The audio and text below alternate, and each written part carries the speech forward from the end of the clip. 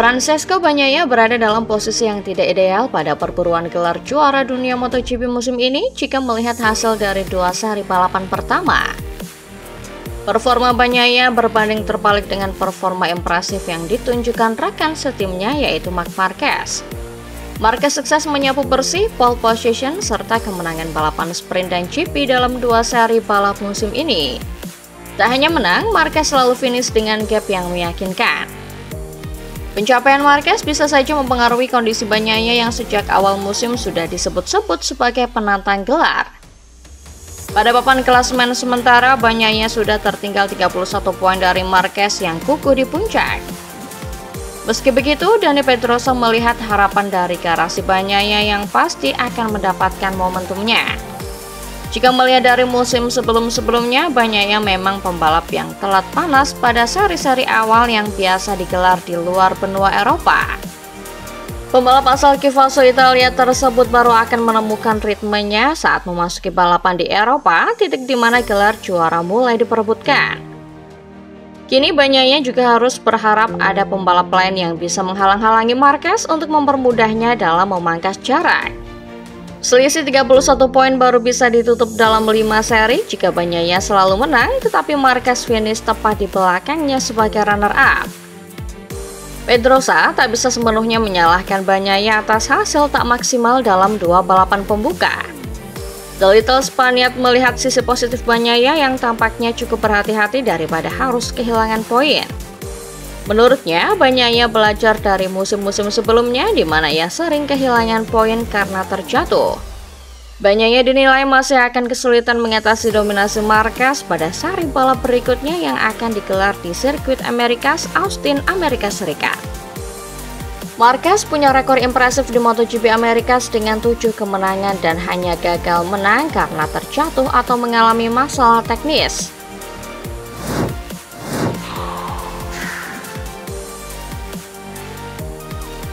Gigi Dalinya menyoroti penampilan ngotot yang melibatkan 2 bersaudara yaitu Marc Marquez dan Alex Marquez. Marc dan Alex Marquez dinilai telah menunjukkan pertarungan yang hebat dalam balapan yang digelar di sirkuit Termas de Rio Hondo. Sempat melebar, Marc Marquez harus menunggu sampai balapan memasuki 7 lap terakhir untuk kembali merebut posisi pertama. Selain itu, tidak ada pembalap lain yang benar-benar dapat mengganggu. Orang nomor 1 di tim Ducati MotoGP itu menjelaskan bahwa balapan sebenarnya berjalan tidak mudah dengan ban belakang medium yang dipakai sebagian besar pembalap. Namun, Marc dan Alex tetap mampu melesat dengan cepat. Kecuali serangan di lap-lap awal, kedua putra pasangan Julia Marquez dan Roser Alenta tersebut benar-benar tak tersentuh sampai garis finish. Dalinya kemudian menanggapi kesulitan yang dialami pembalap tim pabrikan Ducati lainnya yaitu Francesco Bagnaia. Sebelumnya masih bisa finish ketiga penyumbang 2 trofi juara dunia bagi pabrikan asal Borgo Panigale itu, Ducati cuma berakhir di posisi keempat. Bagnaia finish dengan gap 5,5 detik di belakang Marc Marquez. Dia kalah bersaing dengan pembalap tim satelit Ducati lainnya Franco Morbidelli yang membuat pertaruhan dengan ban lunak. Dalinya memastikan bahwa kendala yang dialami Bagnaia bukan perkara masalah ban.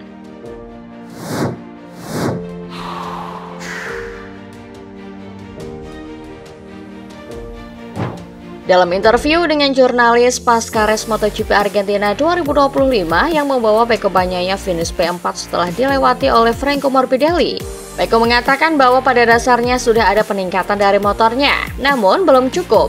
Kenyataan hasil Argentina dan fakta bahwa 2 pembalap yang menggunakan GP24 ada di depannya yakni Alex Marquez dan Franco Morbidelli sepertinya membuat ia secara lugas mengutarakan rencananya untuk pakai motor spek tahun 2024 dimulai di seri 3 MotoGP Amerika 2 pekan lagi. Rencana dari Pecco Bagnaia ini berpotensi akan legal atau diperbolehkan dari sudut pandang regulasi teknis MotoGP. Alasannya kenapa? Jika kita flashback sedikit di awal musim 2025 ini, tim manajer Ducati Lenovo David Tardosi sempat mengonfirmasi bahwa komponen 2025 yang membedakan motor spek 2025 dan 2024 untuk putaran pertama MotoGP 2025 adalah pembaruan elektronik dan suspensi.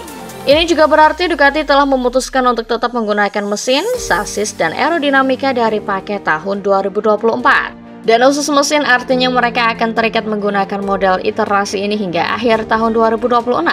Berdasarkan regulasi khusus pembekuan spek mesin jelang era MotoGP 850cc. Dan secara umum maka artinya ia akan kembali menggunakan dua komponen yang disebutkan Avatar Dosi tersebut, yakni software pace 2024 dan suspensi 2024. Dan ini sangat bisa dilakukan oleh Pecco Bagnaia karena secara umum paket software dan suspensi adalah dua area yang tidak dikendalikan ketat oleh regulasi teknis MotoGP. Artinya, ya tetap harus dihomologasikan atau disetujui. Namun mengenai elektronik dan suspensi, tim dan rider memiliki kesempatan sangat luas untuk bergonta-ganti sepanjang musim, walaupun pabrikan tergolong sebagai konsesi kelas paling mentereng yakni kelas A seperti Ducati ini. Jadi kesimpulannya, jika Pecco mau balik ke motor tahun lalu, ini artinya elektronik dan suspensi akan kembali menggunakan model 2024. Dan apakah Marc Marquez harus mengikuti jejak Pecco Bagnaia? Regulasi teknis MotoGP hanya menyebutkan bahwa mesin yang dipakai oleh kedua pembalap di tim pabrikan seperti Ducati Lenovo harus identik. Dan ini tidak dilanggar ketika Pecco harus memakai elektronik dan suspensi 2024, sementara Marc Marquez bisa tetap pakai elektronik dan suspensi 2025.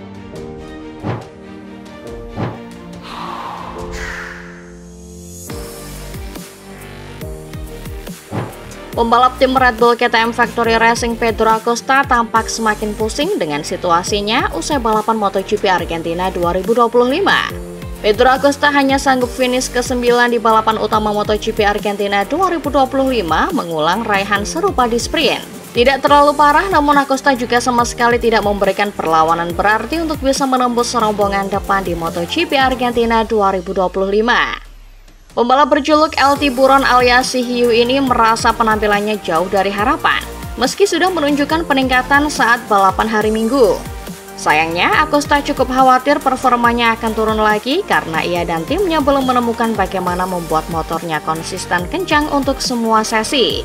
Selain masalah motor yang belum menunjukkan perkembangan ke arah positif, Acosta malah mengalami masalah fisik sepanjang balapan 25 lap tersebut. Sindrom kompartemen atau cedera arm pump adalah rasa nyeri luar biasa di bagian lengan akibat beban kerja yang terlalu besar yang sering dialami pembalap roda 2. Acosta masih sedikit lega karena masalah ini tidak begitu serius.